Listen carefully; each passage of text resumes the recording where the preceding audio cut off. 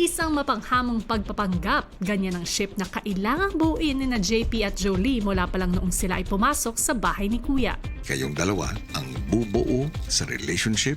Walang ibang maaaring makaalam tungkol sa partner mo at lalong-lalo na na task ninyong dalawa. Kailangan mong mapapaniwala ang mga housemates mo na bahagi ka ng relationship. Bata pa lang kami ni Jo.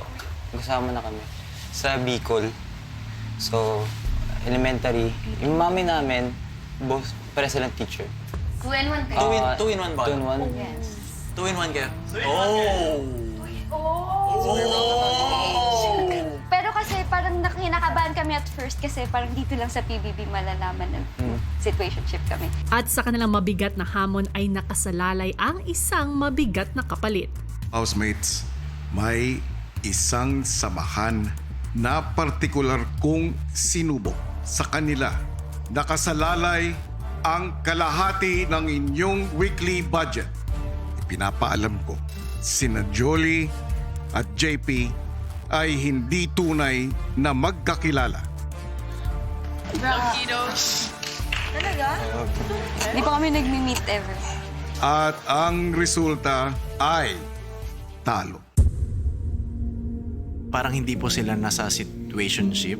Sila lang po yung nakita ko na 2-in-1 na hindi po nagdidikit. Honestly, kuya, nakikita ko po sa kanila ay para silang magkaibigan na normal lang.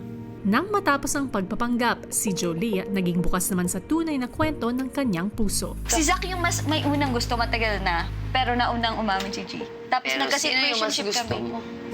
Hindi na lang ako pumili kasi like, magpa-friend kami. Isang araw, nagbukas naman ang pintuan ni Kuya para sa panibagong housemate, ang kaibigan ni Jolie na si Gwen. Maligayang pagdating sa bahay ko, Gwen. Sa aking pagkakaalam, may kilala kang isang housemate ko. Yes po, Big Brother. Si Jolie po, initially batchmate ko po sa dentistry. She knows me more than maybe I know myself. At the same time, ganun din po ako sa kanya. At para muling magkasama sina Gwen at Jolie, isang task ang ibinigay ni Kuya sa tulong ng ilang boys. Gandang tangali. Kuya said we're gonna play a game. Everybody come! Guys, para unang susubok sa palarong ito, ay walang iba, yung sa pinakamaganda sa paningin. Miss Julie! Jolie! Case. Practice. Wait lang, baka nga. Oh, is it too tight?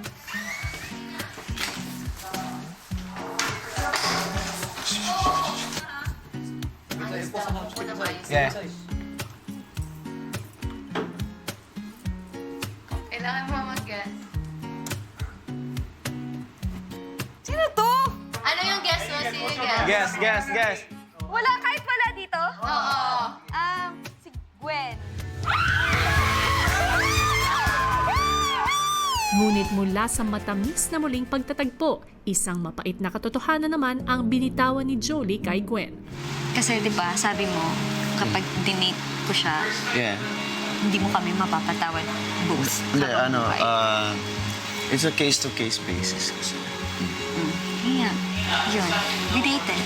And I thought, wala man akong gusto. Yeah. Until like, nakikilala ko na, I mean, magkakilala naman na talaga kami. Yeah. Tapos, na parang I like you too.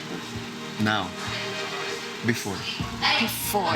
Pero kailangan namin both i-dissolve kasi Yes. the situation is Yes, good and yes, alam yes. namin both na kami dalawa mamamali kami. Okay. That's what you're afraid of. Look me again. I've been put in a situation by you far worse. Right now, we're a team. Yes. Even before coming inside. Pero is it clear na we're friends? Tayo. Yes. Yes. I hope ma-forgive mo. Kasi? Kasi for not like risking.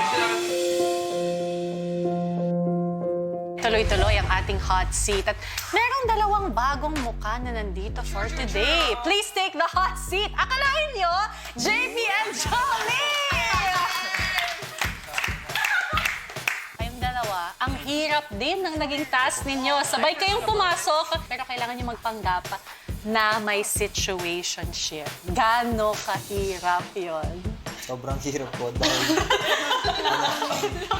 yun nga, first time lang namin magkita ni Ate Jolie.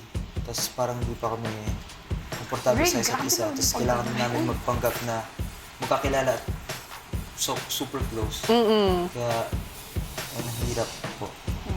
Sa akin, super hirap kasi parang kapatid ko lang si JP. So, hindi ko talaga makitaan ng malice any actions. Meron ba isa sa inyo who bought it, who sort of really thought that there was something? Oo naman? Hindi. Kami lahat naman parang... Ah, you did. Parang sabi namin, red flag si JP. Ay! Bakit parang walang chemistry? Napilitan lang ba siya? Kasi eto, isipin mo, Madam B, may ka-situationship dito sa loob. Hala sa mga boys nagkukwento ng ibang babae.